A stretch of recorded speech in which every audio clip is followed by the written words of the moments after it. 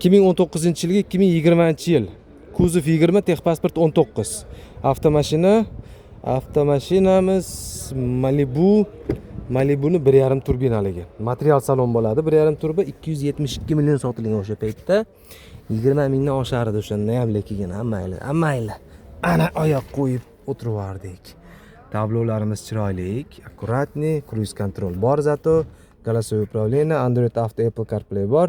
Sediana podograf yo'q, abduf abograf yo'q bunda вообще. Buni klimat kontroli bitta zonali bo'ladi. Konditsioner yoqib, mana bunda isitish, sovutish, bunda tezlatib, sekinlashtirishda boshqarsangiz bo'ladi. Avto rejimi yo'q bo'ladi. Oynalar va ichkarida aylantirish. Selektor 6 bosqichlik avtomat korobka bo'ladi mashina. Material salon bo'ladi, mexanicheskiy regirovka bo'ladi.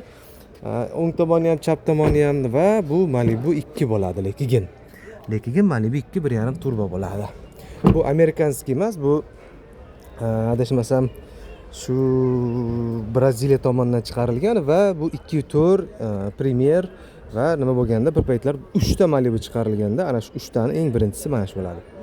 Xo'p, puli necha pul buni?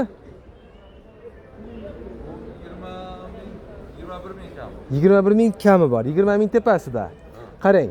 1.5 turbo, yili 19-20 deysizmi? 19 texpasport, 20 kuzov. 20 kuzov, 19 texpasport. Puli 21 ming kami bo'lsa, kraskasi tozami? Kraskasi top toza. 2000 halol probek turibdi. 62 ming kilometr halol yurgani o'zini mashinani. Bu rasxodlari ham sal kamroq nisbatan. Endi minishga qarab, yog'i. Minishga qarab eng kam ekonomishli mana shu deyiladi. 1.5 turbo. Gentrani o'rniga zo'r variant.